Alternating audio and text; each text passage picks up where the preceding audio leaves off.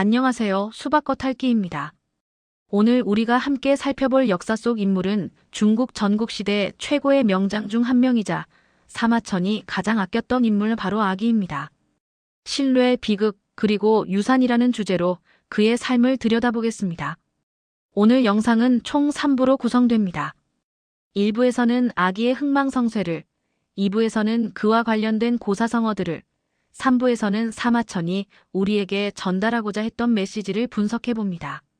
먼저 제1부 한 위대한 장군이 어떻게 역사의 전면에 등장했고 왜 비극적으로 물러나야 했는지 그 계관을 살펴보겠습니다. 모든 비극의 시작은 연나라와 제나라의 해묵은 갈등에서 비롯됩니다. 북쪽의 연나라는 당시 제나라에 비해 힘이 약했지만 한 사건으로 인해 두 나라는 결코 함께 살 수 없는 원수가 됩니다. 당시 연나라 왕 쾌는 무모한 이상주의자였습니다. 그는 성군 요순 시대를 흉내내어 자신의 왕위를 재상인 자지에게 넘겨주는 선양을 단행합니다. 하지만 준비되지 않은 선양은 극심한 내란을 불러왔고 나라는 붕괴 직전에 이릅니다. 이 틈을 놓치지 않고 동방의 강대국 제나라가 연나라를 침공합니다. 수도는 불탔고 종묘는 파괴되었죠. 멸망의 위기에서 즉위한 연소왕은 이 치욕을 잊지 않기 위해 화려한 생활을 멀리하고 오직 복수만을 다짐하며 28년을 기다립니다. 복수를 위해 가장 필요한 것은 결국 사람이었습니다. 소왕은 천하의 인재를 모으기 위해 파격적인 대우를 약속했고 이 소문을 듣고 조나라 출신의 뛰어난 장수 아기가 연나라로 찾아오게 됩니다. 소왕은 스승 과괴에게 묻습니다. 어떻게 하면 천하의 인재를 모실 수 있겠습니까? 과괴는 대답합니다. 평범한 저부터 먼저 극진히 대접하십시오. 그러면 저보다 수만 배 뛰어난 현자들이 저절로 올 것입니다. 이것이 바로 선종외시의 시작입니다. 죽은 천리마의 뼈를 비싼 값에 샀더니 살아있는 천리마들이 몰려왔다는 이 유명한 이야기는 소왕의 진정성을 상징합니다. 소왕은 아기를 위해 화려한 궁전을 짓고 그를 상장군으로 임명하며 절대적인 신뢰를 보냅니다. 아기는 냉철한 전략가였습니다. 아기는 당시 오만하고 공격적인 정책으로 주변국들의 원성을 사고 있던 제나라 민왕의 실책을 역이용했습니다. 특히 제나라가 송나라를 병합하는 등 패권주의적 행보를 보이자 주변국들의 불만은 극에 달해 있었습니다. 아기는 이러한 국제 정세를 교묘하게 활용하여 연나라, 조나라, 위나라, 한나라, 그리고 남방의 강국 초나라까지 참여하는 5개국 연합군을 결성하는 데 성공했습니다. 드디어 복수의 서막이 오른 것입니다. 자, 이제 아기가 보여준 전설적인 정벌의 과정을 확인해 볼까요? 연합군을 이끄는 아기의 기세는 무서웠습니다. 제수 전투에서 대승을 거둔 후 불과 6개월 만에 제나라의 수도 임치를 포함해 70여 개의 성을 함락시킵니다. 제나라는 오직 거와 증목 2개의 성만 남긴 채 멸망 직전에 몰립니다. 이 승리는 연나라의 복수심뿐만 아니라 제나라의 패권주의를 경계했던 주변국들의 이해관계가 아기라는 뛰어난 지휘관 아래 하나로 묶였기에 가능했습니다. 하지만 영원할 것 같던 영광에 먹구름이 끼기 시작합니다. 바로 아기를 전폭적으로 믿어주던 연소왕이 세상을 떠난 것입니다. 제나라의 명장 전단은 이 기회를 놓치지 않았습니다. 새로 즉위한 연해왕이 평소 아기를 시기한다는 점을 이용해 아기가 제나라 왕이 되려 한다는 헛소문을 퍼뜨립니다.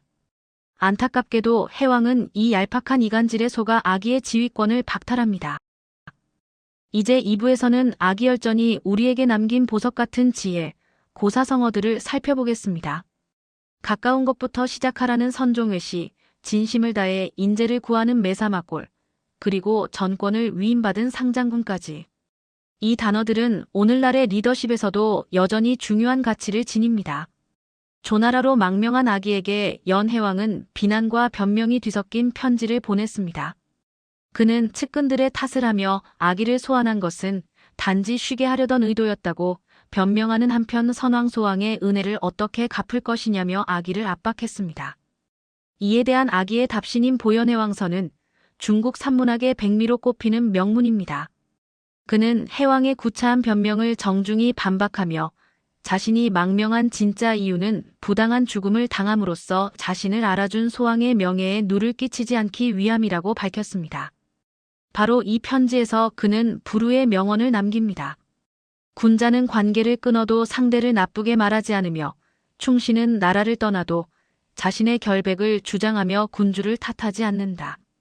이 구절은 정치적 실패 상황에 대처하는 하나의 윤리적 지침을 제시합니다. 아기의 선택은 단순히 살아남기 위한 실용적 판단을 넘어 군자로서의 정체성을 지키려는 철학적 결단이었습니다. 그는 해왕의 어리석음을 천하에 폭로하여 자신의 명예를 회복할 수도 있었지만 침묵과 품위를 선택했습니다.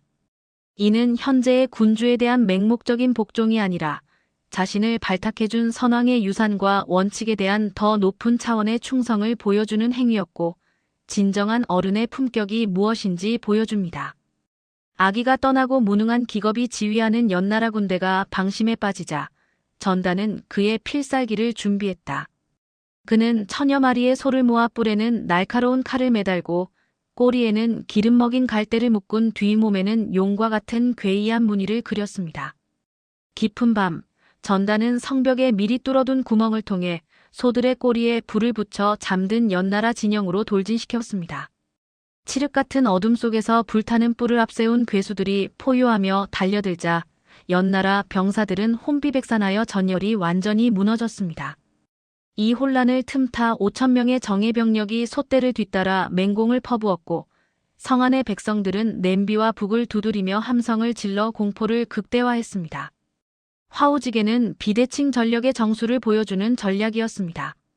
이 계책은 절체절명의 위기 속에서 상상력과 기지가 어떻게 전세를 뒤집을 수 있는지를 보여주는 극적인 사례로 역사에 기록되었습니다.